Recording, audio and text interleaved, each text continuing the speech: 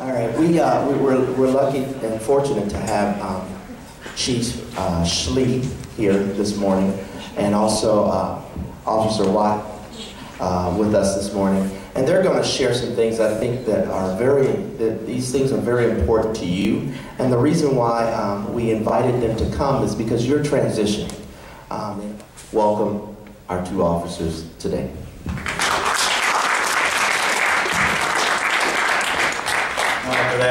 We're going to try to keep this as light as possible, okay?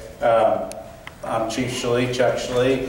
Been with the Rangers for 22 years, 23 years. I have about 34 years in law enforcement. Started down at the jail, so I know what the jail's like. Did my time in the Marine Corps.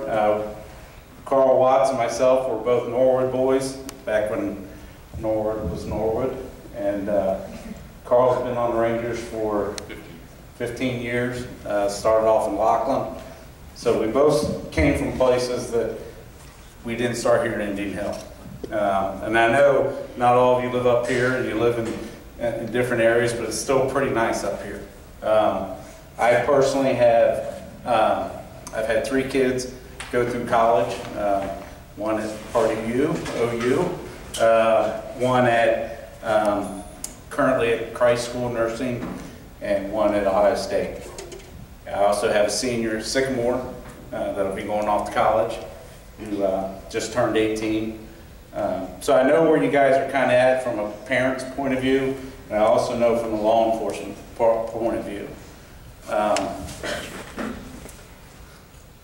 It's extremely important to realize that once you turn that threshold from 17 to 18, you're jumping into a whole new category, okay?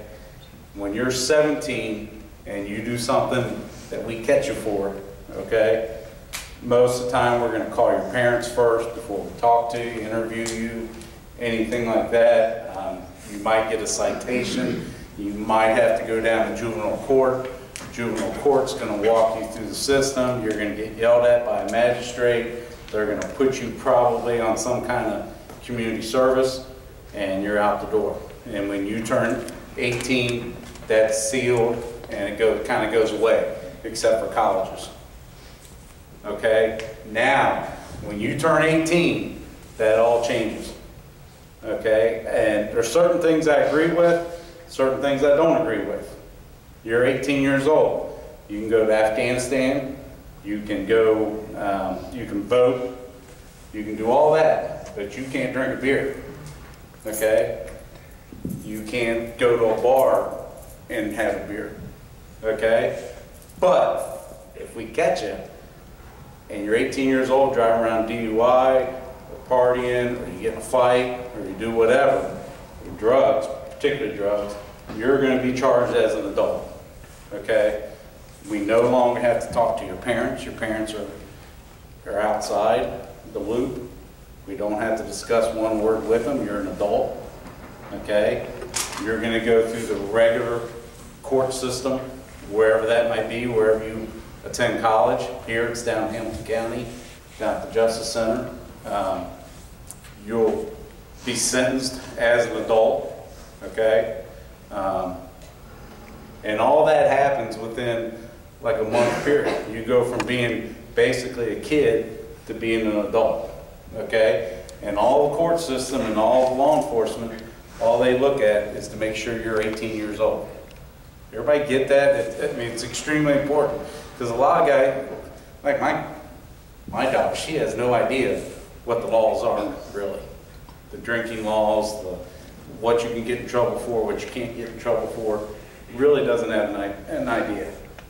But it's extremely important that you realize that you go from the juvenile system to the adult system, okay? Now, with that, there's a lot of opportunities that are open to you. You're going to get away from mom and dad for the most part of you. Even if you stay here in Cincinnati, more than likely you're going to eventually get an apartment, or you're going to live in a dorm, okay? Just because you're out on your own doesn't mean you got to go crazy every night, okay? Most of you here, let's raise your hands. How many of you actually have been in a fist fight? A good, what you call a good fist fight. I mean, this is an open forum. Nobody's going to hold anything against you or anything like that. Well, I'll give you an example. My son was at Ohio State. At the time for Ohio State, he lived 2 blocks off the High Street, which is right off campus. At the time, for the last 3 or 4 years, in Columbus police trying to fight this, the gangs up there for initiation to get into the gangs is for them to go down by fraternity or sorority row and beat up people that are on fraternities and sororities. That's part of the mark to join the gang. Okay, you don't say a word to them, you're just walking down the street and they cold cock you. And then 2 or 3 of them jump on top of you. And that's happened again and again and again. And it doesn't matter what college you go to, that just happened to be Ohio State. It's happening across the country. But most of our major colleges and the nice colleges that most Indian kids end up going to, right off campus, is not such a good area. UC's got Clifton. OU has Athens. It's just the way it is. Penn State, Happy Valley, right off of Happy Valley. Not a nice area. You have to be aware of what's surroundings and what's going on around you. Miami, you have Oxford, which isn't too bad, but you get down to Millville and a place like that, it gets a little rough. Okay? You got to be aware. And I know everybody teaches the same things that you're going to hear over and over again. Don't go anywhere by yourself. Some of you work out. You'll go to the Ohio State has PAC Center. You'll go to the PAC Center. Get somebody to go with you. If not, most of these colleges have bus services. They have security that you can call and they'll walk you back to your place. Take advantage of it. Probably the worst thing you can do is walk by yourself, or it's your first time in freedom. You're away from us parents. You're living on your own. You have no restrictions. Is to go out and party and then try to walk home by yourself. All kinds of bad things that happen. They're going to rob you, beat you up, whatever. Females, do not let anybody get you a drink. I don't care if it's 7-Up, I don't care if it's Coke, I don't care what it is. You get your own drink, and when you're standing around at a party, at a whatever, keep your thumb over the opening. Because they will slip stuff in your Cokes, in your beer, in your whatever. Okay? They'll slip pills in it. Next thing you know, you wake up, you don't know where you're at, you don't know what happened, and it's happening over and over and over again. Simple solution, just put your thumb over the top and get your own drink. Don't let anybody get your drink for you. Males, you're going to go up there as a freshman. And if you join a sorority, you join a fraternity, some of you might join a sorority. We're going to hold that against you. But you got to remember, you're going to have initiations. My son went through the Evans. He got the Caddy Scholarship. There was an initiation. Now, I'm just now hearing some of the stories that they went through. But if something just doesn't feel right or is just getting out of hand, and you'll know it, 95% or 100% of the times when you guys have done something wrong, you know you're doing something wrong. Or you get that feeling that it is wrong. You know it yourselves. I don't care if it's an initiation, I don't care what it is. If you feel like it's getting out of hand, stop. Tell somebody, you might get picked on for it, but you've got to let them know that you're done. You're out. Okay? These spring breaks, the balconies on these things. I ref high school football.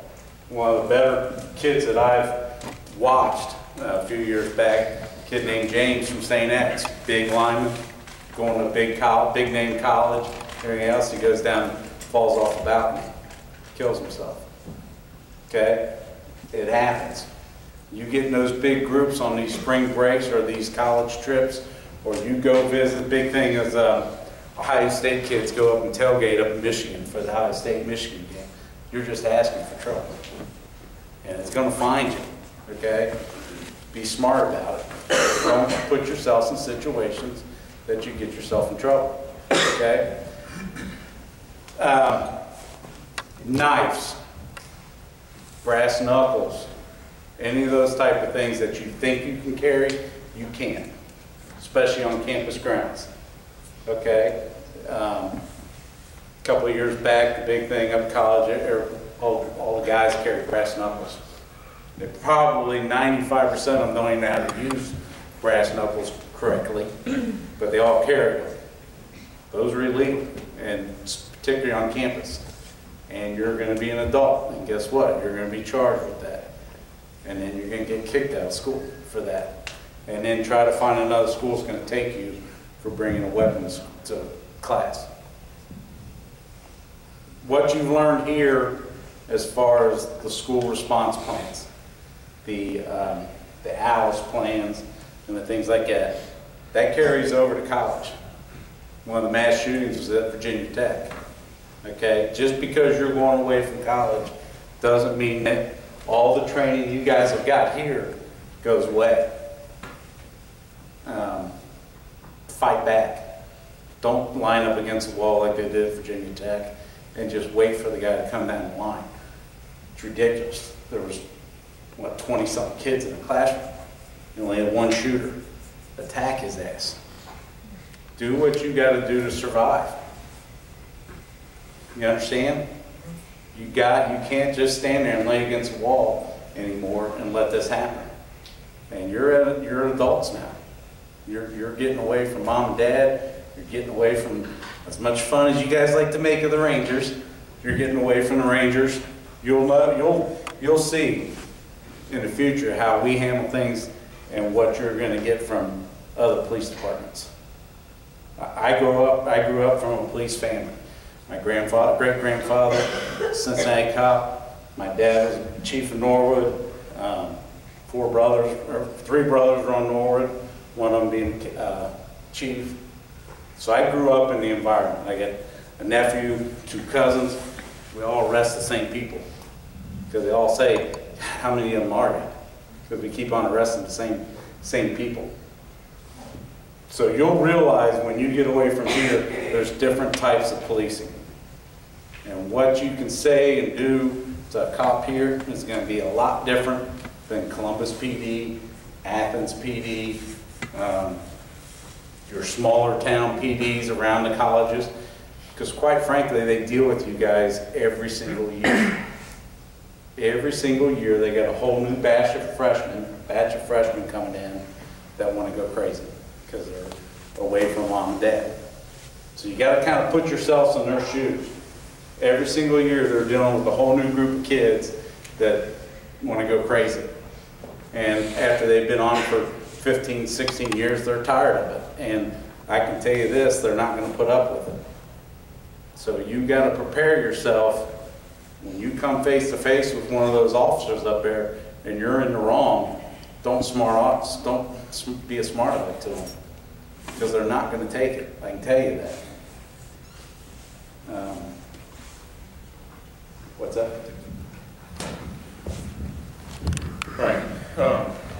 Yeah, my name is Carl Watts. Give the chief a break here. I teach the defensive tactics for the department, and we do some self-defense courses throughout the year, basically for females. One of the things that we preach is self-awareness and being aware of your surroundings. You know, we all go off and we have our little roommate in our dorm. You kind of realize that there's more to life than living in Indian Hill and inside the bubble here where, you know, it's 82 and sunny every day. You get out in the real world and you know, you have to start taking care of yourself and doing your own laundry and going to the store. And that's where we become complacent and we don't pay attention to our surroundings. you're out in the colleges, you're going to start realizing there's a whole lot of different people in the world than the people you just spent the last 4 years with. I think the eye-opening thing is how other people were raised. What is normal to them may not seem normal to you. Some people are okay not taking a shower every day. Some people go 3 or 4 days without taking a shower. You know, that might not be in your wheelhouse there, but some people are sloppy, some people are neat.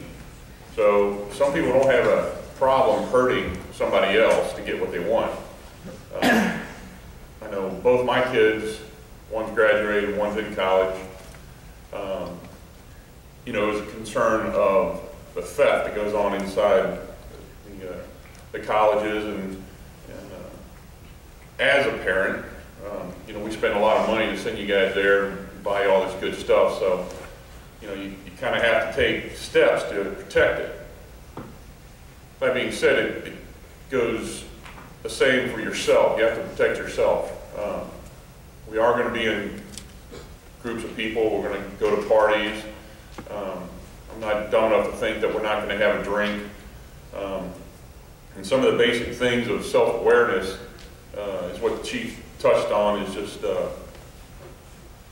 know, the big thing about the drinks, people slipping you stuff to try to, you know, get you off your game so they can take advantage of you.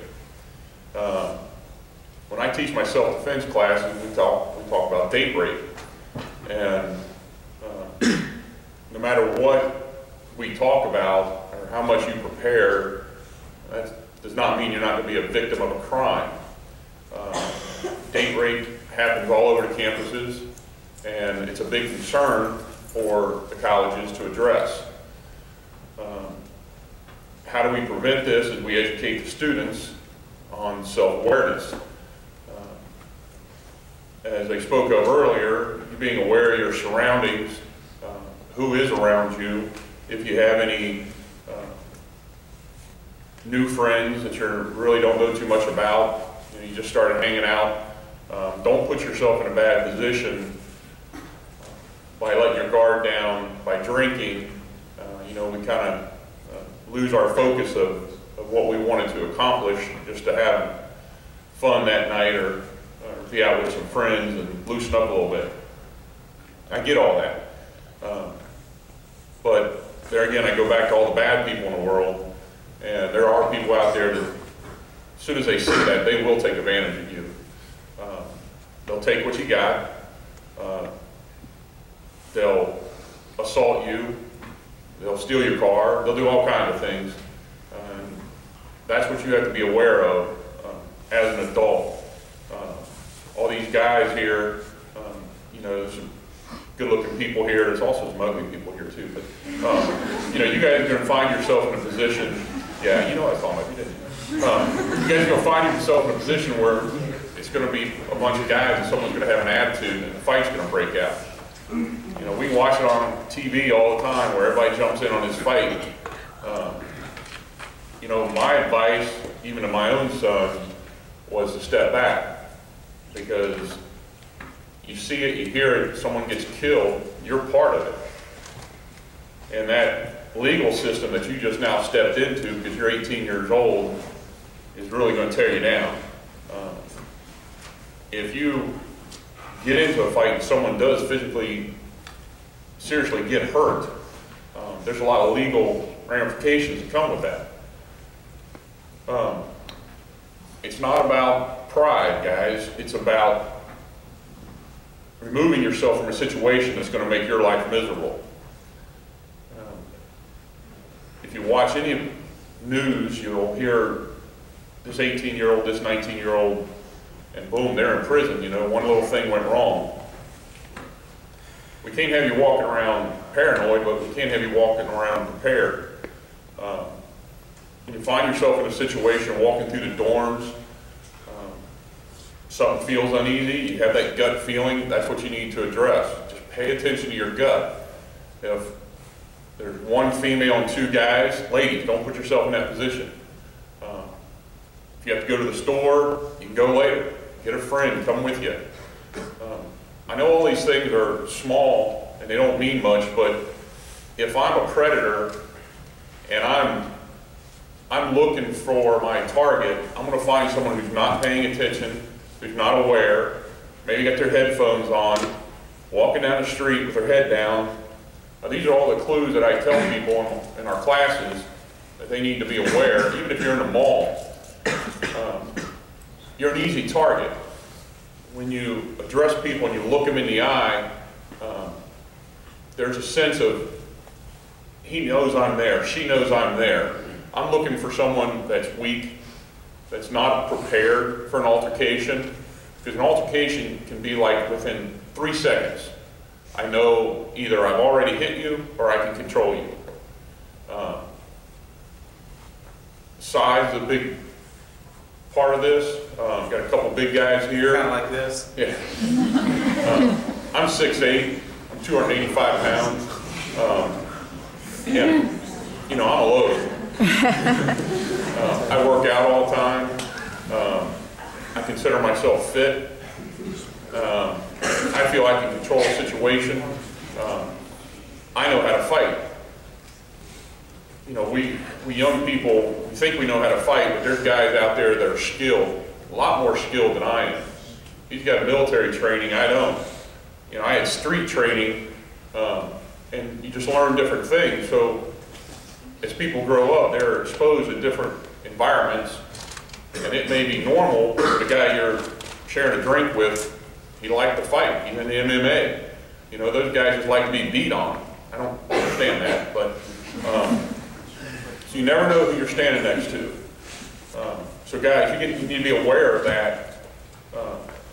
It's not about blowing the chest up and being the big man in the club. It's about being aware, and you need to stay safe. Ladies, you know, even females get violent. You see a lot of that anymore. You need to be aware of your surroundings and who you're hanging with. If you're in a club or, you know, you're out in Clifton area, there's a lot of violence that goes on down there, and you need to be aware of that. Pay attention to the college forums. They'll tell you where the hot spots are at and what kind of trouble they've been having in those areas. If you find yourself in a bad situation, it's not you're being a snitch. You need to call for help. You need to call 911. You can't have someone physically assault you, sexually assault you, and just get away with that. Predators will continue until they're caught. And if you give us that information, then we'll catch them. If you find yourself in a sexual assault situation, we need to preserve all the evidence that we can. This could be a series of events. It could be this guy's first time. I'm talking to the ladies, of course. But, you know, you need to save clothing. You need to save anything that we could use as evidence. Don't take a shower right off the bat. These are the things that we talk about when we talk about rape, because we only get one shot to collect that evidence. So if something happens, those clothes that you have on are really important. You contact the police, you find a good friend, you find your parents, someone you can talk to. There's a lot of mental scars that go along with being put in a bad situation, not just physical. When you find yourself in those, you need to reach out. There's a lot of different groups on the colleges that address certain situations, as in rape, sexual assault. Even if you just get mugged on the street, some people have problems with that. You know, there's suicide interventions. A lot of counseling goes on. You need to take advantage of those things.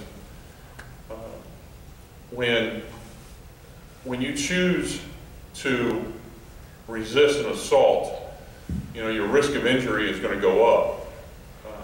But that assault may cease or stop just because you resist a little bit more. You have to make a conscious decision. Am I prepared to fight somebody to stop this assault? You know, the chief mentioned a couple things where people just stand there and let the bad guy have his way.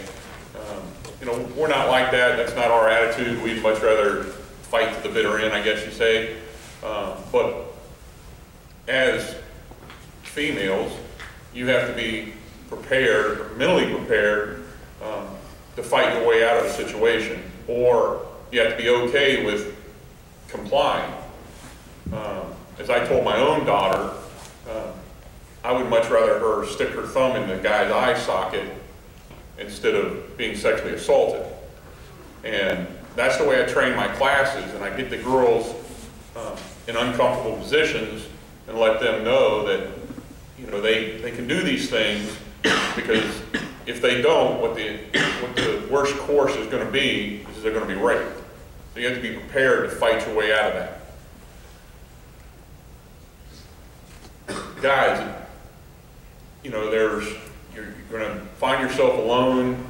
You don't have your comfort of all your friends around you. You're going to be in bad situations. Something starts to go south. You have to understand, there's women out there who make accusations. Don't put yourself in a bad position, because you hear it, you watch it on the news. These things happen every day. And if you're not aware of what's going on around you, that's when the predator is going to strike. Okay, so now we're starting to lose everybody and already starting to doze. Okay, so we're going to get into the practical part of it now. Okay, things you can use. Okay, if I'm walking down the street or if I'm in a room, what can I use if I don't have anything on me? First of all, use your book. The edge of a book, any kind of book, use that book. Let me have that for a second. Because all I got to do with this simple book, somebody's assaulting me, all I'm going to do is I'm going to take this book and I'm going to jam it right in his throat. Okay? Right in his eye socket. Or I'm going to take this book and I'm going to jam it right up the peak of his nose and shove it back up into his brain housing group. Okay? Simple book will do a lot. Okay? An ink pen. I'm going to do the same thing with an ink pen. If I walk from class to class, or if I'm walking down the street, or if I'm walking wherever, always have something in your hand. An ink pen, your car keys, whatever. I can take my car keys, and you'll see me, I'm an idiot, but when I leave a store and I'm walking to my car, I don't care if it's TJ Maxx, I don't care what it is, my car key's always like this. Always. In my hand. You know why? Because if somebody attacks me, I can take this car key and drive it right through their eyeball. I can jam it right into their throat. Okay? And I can get away. Now, am I going to sit and fight this guy? No. Because he might have a gun, he might have a knife, he might whatever. I do not want to bring a knife to a gunfight. But I'm going to jam this into his eyeball or into his throat because he can't see and he can't breathe. Okay? Then I'm going to run. I've been in enough fights. I've won some. I've lost a lot. That's why I'm as ugly as I am. Okay? You learn your lesson. You get enough in that you can get away. You get away. Okay? But these are simple things. Keys, pen, anything. In your dorm room. In your car. You know what the #1 self-defense best thing to have in your car or in your dorm room? What? Nobody will guess it, I guarantee it. Pepper spray. Where are you going to buy your pepper spray at? If you don't buy it from a police supplier, you can spray it. I have a high tolerance to CS gas. Really doesn't bother me that much. Other guys it does. For me, for whatever reason, it doesn't. Before you go anywhere, go to the store, Kroger, whatever, get wasp spray. We're not allowed to carry wasp spray. It's the #1 because you spray in somebody's eyes, they are not going to be able to see. And it shoots a good distance because when you're shooting at wasp nests or whatever, you want to be pretty far away because you're going to piss them off and they're going to come after you. Okay? Get you a can of wasp spray. Put one in your car, one in your dorm. Best thing around. Now, am I better off in a bar or in my dorm, if a fight breaks out, am I better off standing right here? Or am I better off standing, hey, how are you? Right here. Take away the door. Let's say this is a wall. Where am I better off standing? Make your decision. It's happening. Right there. No. Why do I want to stand right here? Because now, if I'm the lone man and I got 2 or 3 guys trying to get into a gang situation, I got to worry about back there, over here, plus the guy I'm dealing with, right? Work your way into a corner. Because right now, this is a wall. The only thing I got to worry about is this space right here, right? How many people can get in here to fight? Maybe 2, because they're going to start hitting each other, okay? I'm going to cover up. If I get a shot in, I get a shot, but I can cover up into this corner, and I can take a pretty good beating before it hurts me. And sooner or later, somebody's going to break it up. Either the bouncer, a cop, somebody's going to break it up. But work your way into a corner. Again, you have to protect your vitals. Just like Carl, just my girls, I got one that's about this tall, and I got ones that are a little taller. My son, he's 6'2", believe it or not, and about 210 pounds. And I get him screaming like a little girl every time he comes home and wants to get a little froggy with Dad because I cheat. And he starts that real high-pitched little thing. Okay? Protect your vitals because, and the other thing, don't fight fair. There's no such thing as a fair fight, guys. Somebody jumps you or somebody gets in it, there is no such thing as a fair fight. If you know it's coming and you're stuck, get that first punch. It's not a sucker punch, it's being smart. You drew first. There's no such thing as a fair fight. But if I'm going to go after somebody, I'm going to go after their eyes so they can't see. Okay? I'm going to take my palm of my hand and I'm going to jam it right up their nose in this direction, going up towards their forehead, because I'm going to drive their nose bone back up in here. I might not break anything. I'll probably break their nose. They'll get over that. The main thing is they won't be able to see, because what happens when you get hit in the nose? Your eyes start watering, right? So you can't see. Okay? So that's my 2 main spots. Now, if I'm going after, I don't know why I would go after somebody Carl's size, but if I am, I got to take what's available to me, right? I'm definitely going to go for his throat because he can't sit, because he can't breathe, right? I'm definitely going to go for his groin because it hurts a lot, and I'm going to go for his shins. Okay, I'm going to kick him in the shin to bring him down to my side. I'm going to grab the back of his neck, and I'm going to bring my knee right up between his nose. Okay, and that's all one motion. Now you got to remember, you can't just hit somebody one time. It's not going to work. You might stun them for a second, but you better have a combination and get good at it. Just in case, so you're not having to think when somebody surprises you. Okay? My favorite, done it for years, done it for 33 years or whatever.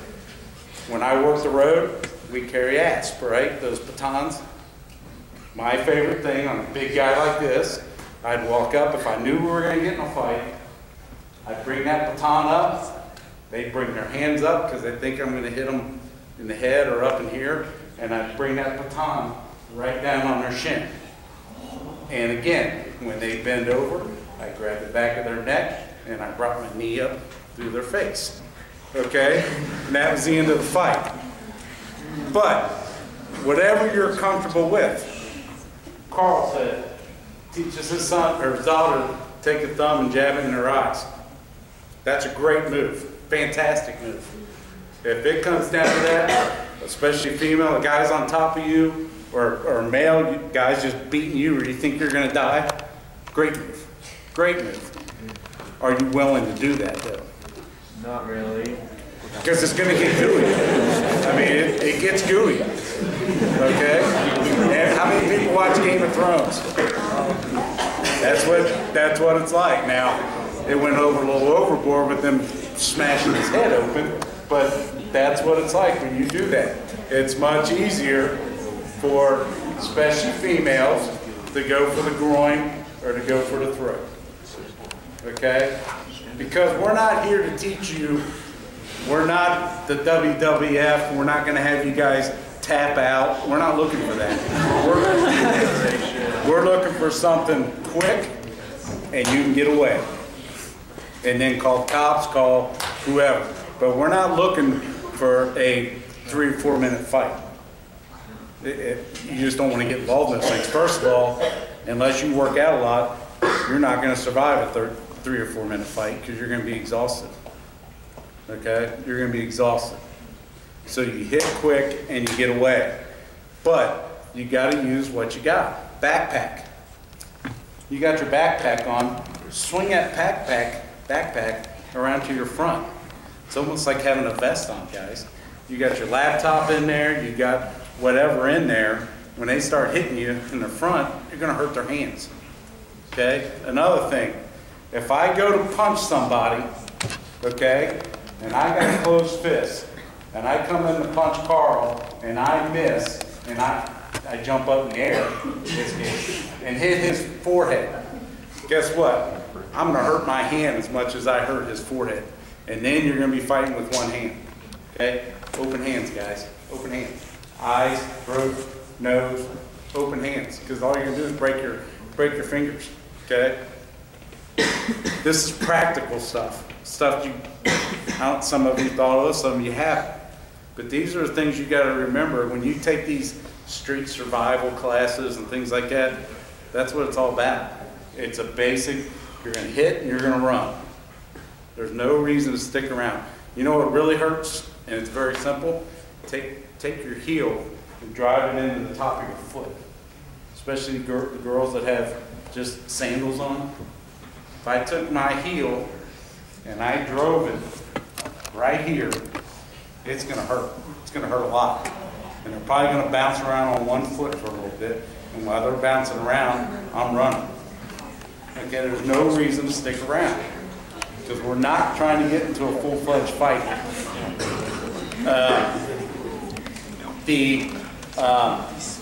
People talk about thefts. When you go away to college, they'll try to sell you these little locks for your laptops that you lock in your dorm. You're wasting your money. Okay, because first of all, you're not going to lock it up every time because you're already late for class and you're running for class. And they're going to break whatever it's attached to. If you have a rag top, if you have a Jeep or some kind of sports car, anything like that, you might as well just keep your door unlocked. Because they're just going to take a knife and cut your top. They're going to take whatever they want. And then you got to replace what they stole plus your top.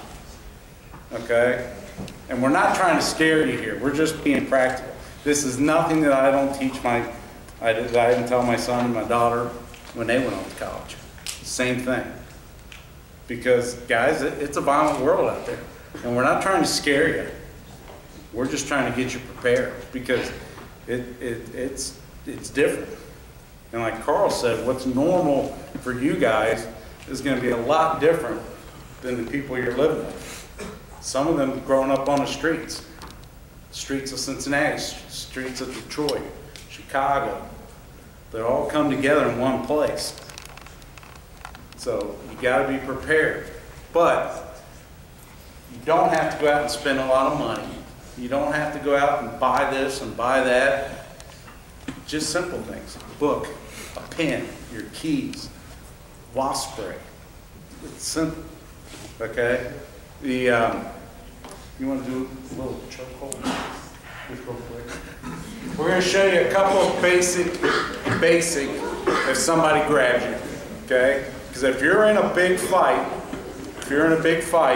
this is what's going to happen. If there's more than 2 or 3 guys, this is what's going to happen. One of them's going to grab you, guarantee it. One of them's going to hold you, and the other ones are going to punch you. Okay? Because one guy's the holder, one guy's the puncher. Usually always happens. Okay? So,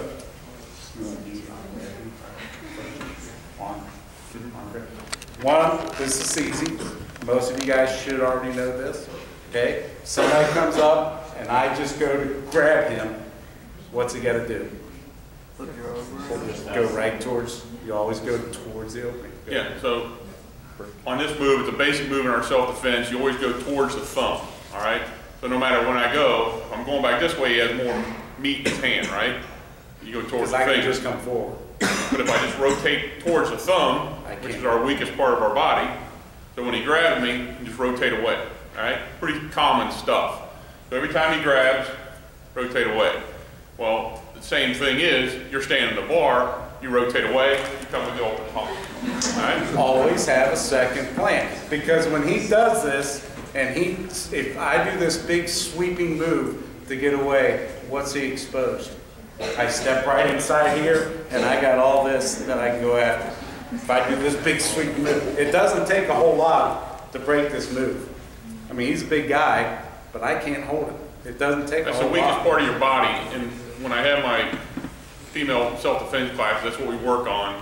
We work on pinkies and things like that. Fingers are easy to break. Someone grabs you, you can break your finger real quick, twist it. You guys do it yourself. You guys are playing around, you grab your finger. Well, same thing. We're not going to make you into a fighter. We just want you to get away from a situation so you can run away. And that's the whole point when I hold my classes, is strike and run, strike and run. So if I'm able to turn away and punch him one time to the nose, open hand, that's going to take him a couple seconds to regroup. And as slow as you are, you can still make some distance from this predator, all right? Plus all of his friends are gonna make fun of him. Yeah. So that helps. The girl thing, you drop your first guy, then everybody will be like, oh, don't mess with her. But that's the whole point. Work around the face, work around the throat. And, you know, we had the old lady that did the self-defense for, you know, I love you to death. Well, you use that to, yeah, Debbie Gardner. That's who it was. I'm complete blank there. But she does this love you to death thing, and which is great, but you can seriously hurt somebody when you punch them in the throat. You know, you take that L and you hit them in the throat. Well, if you're trying to get away from someone and you feel like this is the point where I've got to do something, I'm really scared, that's a good avenue to use. Simple to remember, you know, it's the L, and just hit them in the throat. You don't have, you can do it yourself almost, and you can go, oh, that was a little. Just imagine if you're scared, the adrenaline's pumping, you guys are kind of fighting, it dawned on you that this is not a good situation, and you just punch somebody real quick in the throat. And don't think this isn't gonna happen to you, because it happened to an Indian Hill kid years ago. Went to Miami, got in a fist fight, punched a kid, kid fell backwards, hit his head on a step, died, he got charged. So don't think that it doesn't happen out of a town like this, because it does. I mean, there was just they were at a bar, they got in a fight, he hit him, the kid fell back, bad luck. The whole point here is like to be prepared. If you go someplace, know how to get out of it. Chief said put your back against the wall. Something that us police officers do without even thinking about it. We just go sit someplace, our back's against the wall. I can look at the whole room. I can kind of figure out what's going on. If I need to worry about her, I need to worry about Mr. Butler over here, you know, I mean. I know your name, that's not good. No, that's a shirt. And, you know, you just need to know what's going on around you. When you walk into a place, kind of have a sense of what's going on. Same with the females. If you look over in the corner and, you know, you got something bad going on over there, maybe that's not the place for you. It's not about fighting or becoming kung fu expert here. You can take your self-defense courses and all that. It all comes down just to being self-aware. When you leave Indian Hill, it's a whole different world. You guys have been fortunate enough to grow up here, but you can just go to Kenwood, Tri-County, Clifton, and you can see the difference in people. You don't have to go very far. Some of you are going to go far away. So just be aware of your surroundings and you'll be all right. Don't put yourself in a bad position. I think that's the big message here today, that you just got to be aware that you can do a couple things to get away from somebody. Have it a game plan in your head where you grab me, going through to the thumb and I'm hitting them in the throat. Even if you miss the throat, you catch them in the face, it's still the same thing. You just gotta kind of focus a little bit. Prepare in your mind that you can do a couple little things and you guys will be all right. Chokehold. If I come up, now again, I don't know why I try to choke Carl, because I got to be up on my tippy toes. But if I come up, you find yourself on the ground or somebody standing up and they choke you from the front, okay? I come up and I grab. What's the best way to go? Just like a little cheerleader. That's all you got to do. Hey, you know, hey, but he's already here with his hands. Okay, knock him away. Now what should he do? Right? One or the other. Once you got those hands separated, that's your chance. That's your opportunity. Okay, but it's very simple. I'm right here. You bring your hands up in between. Now strike. Very simple. Chokehold from behind. Again, he's got to bend over, but I'm here and they got you. And let's say somebody's coming up to punch you. The first thing you got to get away from is you got to get air. Because if he stays there and I take the bone of my wrist and I put it right in his esophagus, I'll choke him out in no time. Okay? But, so you got to get away from it. Finger, pull, and away. Just grab that finger. You see on TV all the time, everybody grabs their hands, I can't breathe. Instead of grabbing, work for a finger. If you break a finger like that. Work for his finger every single time, and you'll be able to get out of a hold like that. Because most of the time when you're going like this on the chokehold, you're just helping me. You're just sealing it off even more and faster. Okay, get a finger, break that finger, or at least rip it away. Other thing you want to do, what makes more sense? If I take my wrist bone and I put it on his esophagus and he keeps his head just like that, that's pretty easy for me, right? All you got to do, turn your head. Okay, now I'm hitting the side of his neck. Yeah, I'm hitting his artery, and eventually he'll get dizzy, but it won't be like I'm straight on his esophagus. Okay, turn your head, grab the finger, and rip it off. Okay, pretty simple, right? If we do a class later on, there's a very simple way if you're down on the ground and somebody's on top of your chest, either punching you or choking you.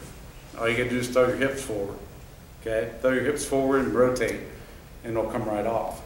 Okay, just when you're put in that situation, just think. Don't freeze. Just don't freeze. Okay, we're going to go into questions and answers. And I know, somebody might be shy to ask a question or might think it's dumb or whatever. Just remember, we're not going to hold anything against you. I had a question about And Dr. Shelton isn't either. Okay, it's this open forum. I had a question, but I lost it. The other thing you got to remember is the heroin, guys. Heroin's huge right now. Yeah, what do you got up there? Huge. You've given us a lot of information about, like, if you're attacked, what you should do. What should you do if you're held up at gunpoint in a situation like that where you're thinking about this? You're held at gunpoint. I don't have all the answers for everything.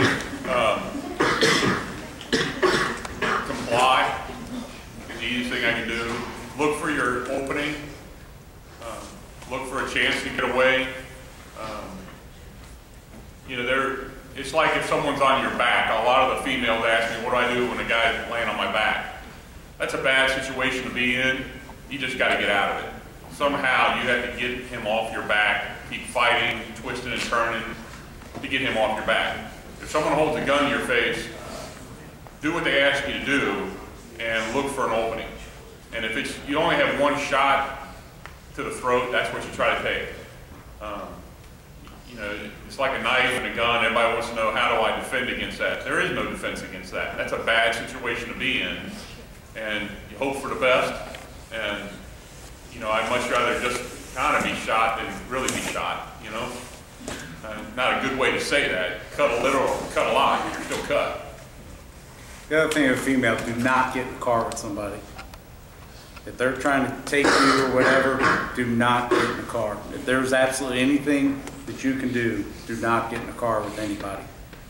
Because once they have you in the car, you're driven away, nobody has any idea where you're at, and you're totally under their control.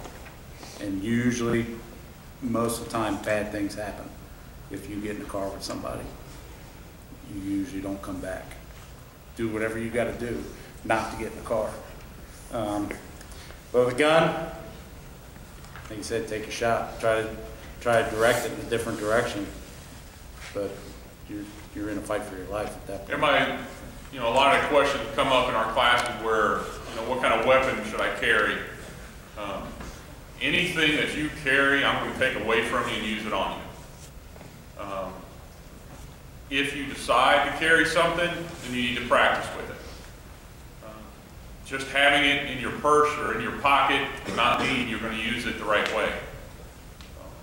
If it's a little stick on your keychain, then practice with it a couple times, know how to use it. But if you bring a knife to a gunfight, you're outnumbered already. You have something, you need to practice with it a couple times to know that you can use it. Any other questions? Yeah. Where's the line? Like, if someone has a knife or a gun and they're like at you and you have the opportunity to take said knife or gun, can you use it for self-defense and not get If you would take the gun or knife away from them? Yeah. If I take a gun or knife away from them, can I just automatically shoot the guy? No. As much as I'd like to, no. Now, if he comes after me, if I take the gun or the knife away from him and they keep on being aggressive and I can articulate that I feared for my life, absolutely. But you better be able to articulate that you feared for your life. If you take the gun or knife from him and the guy's just standing there, I give, and you shoot him, no. But yeah, if you can get it away from him and he keeps coming at you, yeah. Guys, I don't think 99% of them is never going to be involved in a violent attack like that. Maybe you get sucker punched, or someone might mug you on the street, cop a feel in a bar, all those things. But that's where self-awareness comes in. We all worry about a knife and a gun. Not a lot of people are doing those things, but it's the little things that make us feel unsafe. And that's what I'm trying to get across, being aware of your surroundings, more so if a guy's going to pull a gun on you. I've been a cop a long time. I haven't had that many guns pulled on me. So, the simple things are to be aware of your surroundings and know what your avenues or escapes are. The girls with these long hair, real long hair, you gotta watch your hair, okay? Because in a girl fight, hey, I've been on more violent girl-on-girl fights than I have probably violent-wise than guy fights. And they would yank the hair out. That's the first thing they usually grab is the hair. So be prepared for it. Questions? Anything. It can be traffic. It can be, hey, you go away to college. While you're in school, if you bring your car, if you go out of state, you're fine to keep that license plate and keep your Ohio driver's license. If you decide to move to that town after you graduate, you got to change all that over. My son, the idiot, drove around Illinois for a year after he lived up in Chicago with Ohio license plate and Ohio driver's license, and they banged him.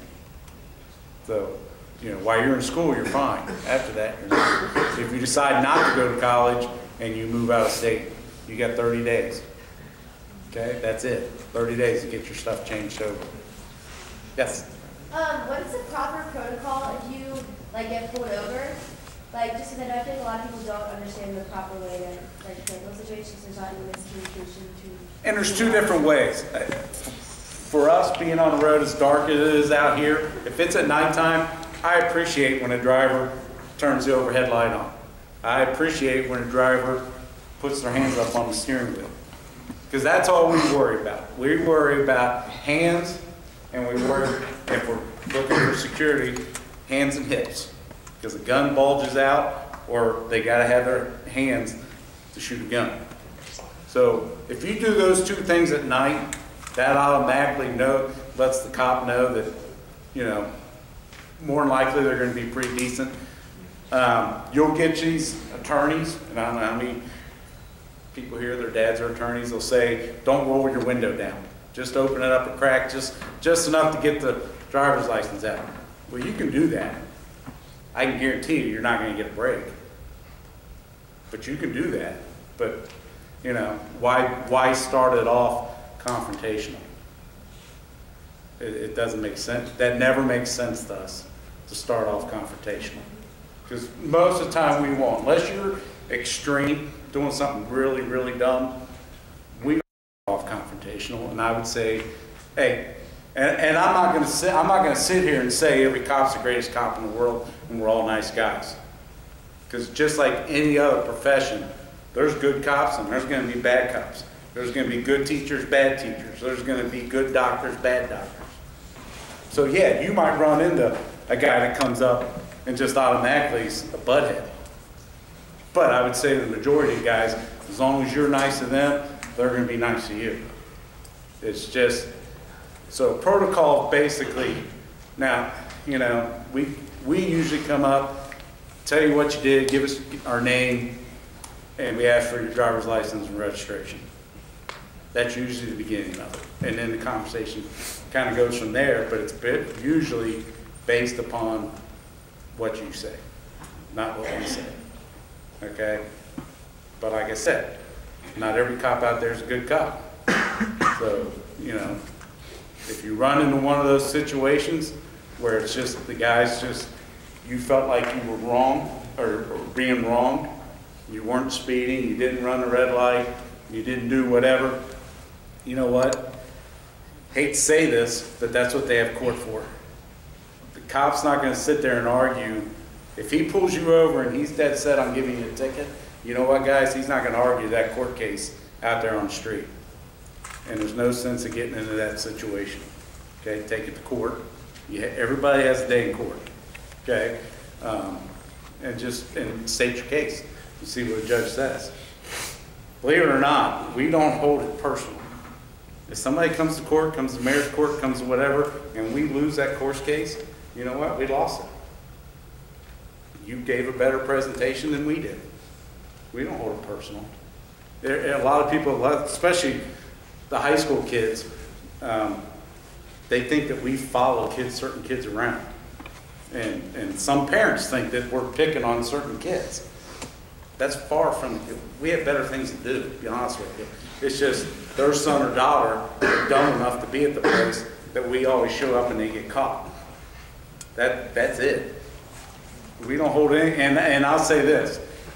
All my years here, the biggest butt heads we've had in school, from high school caused us more headaches, caused us more grief. 4 or 5 years later, when they came back from college, they're grown up, they're great kids, they have great jobs. Most of them pretty much realize that they gave us a hard time, but most of them turn out to be great kids. It all comes with maturity, and they've had stuff done to them in college.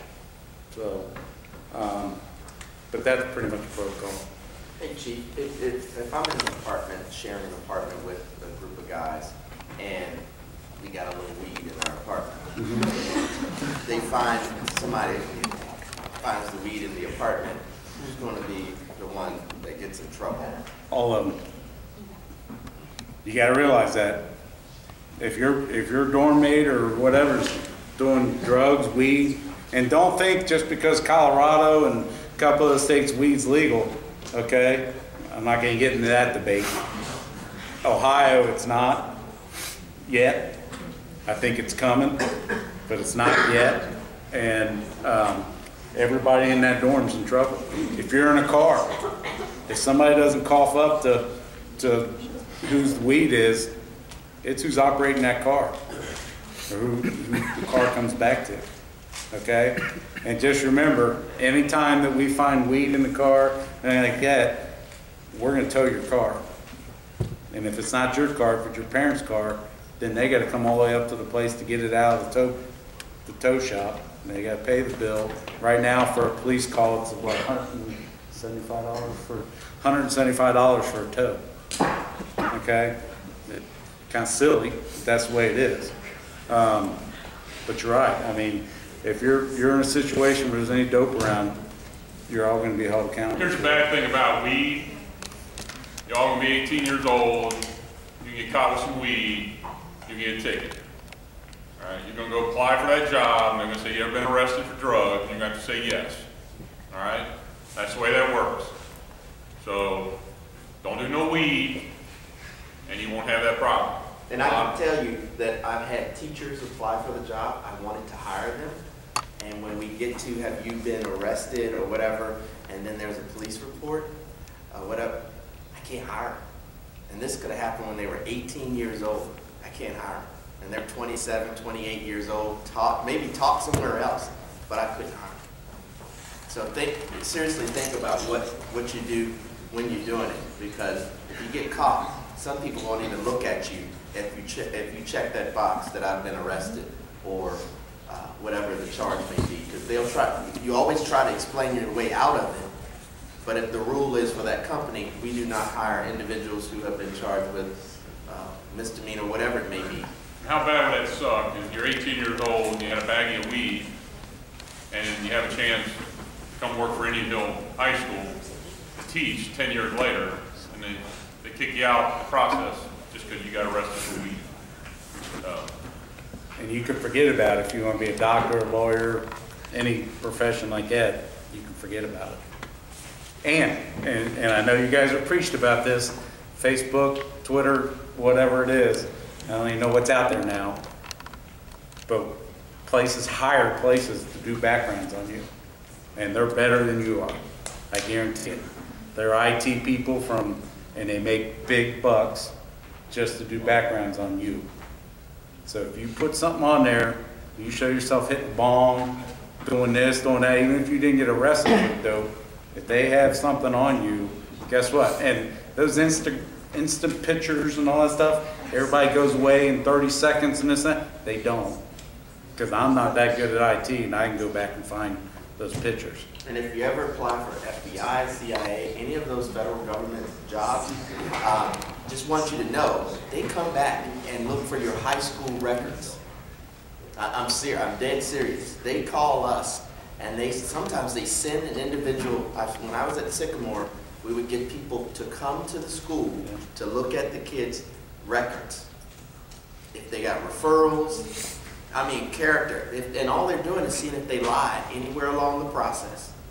So when you're applying for those jobs that will elevate you, maybe it's in government, maybe it's something really secure, you need to be honest. And remember, if that's the pathway that you're going, I laughed the first time it happened because I'm like, seriously, this kid's been out of school 10 years. Didn't matter. They wanted to know what their grades looked like. They looked at the report card, they looked at the referrals that they got, everything. Just to see if they were honest, and talk to 2 or 3 teachers along the way that had it.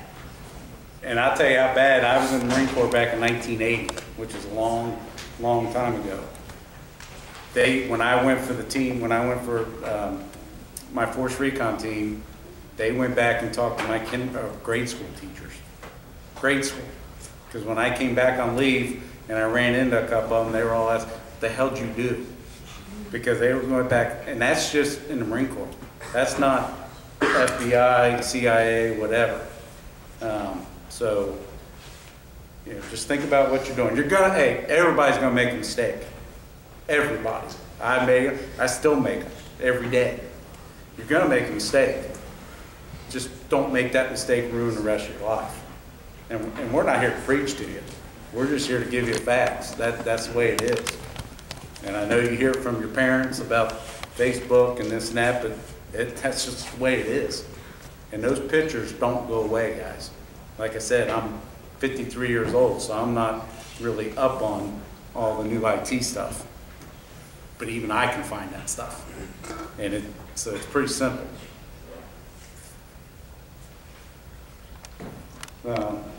Any other questions? Comments?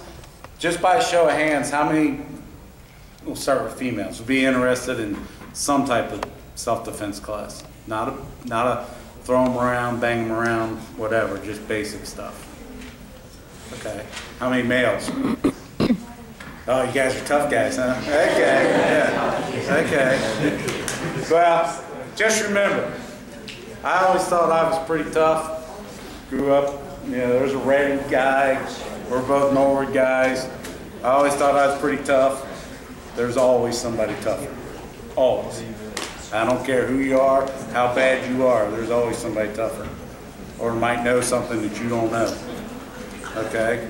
So, any more questions at all? Can we get that show of hands of the girls that are interested? Can you raise it high so we know? So we got a general number. Okay. All right. All right. Maybe we can set something up. It won't take real long, but you know what? It'll give you some thought. Guys, don't start the fight. Don't get too drunk that you all of a sudden you're a tough guy. Okay? But if you find yourself into it, make sure you work your way into a corner. It's the most important thing you can do, because you only got to fight the person in front of you until somebody shows up.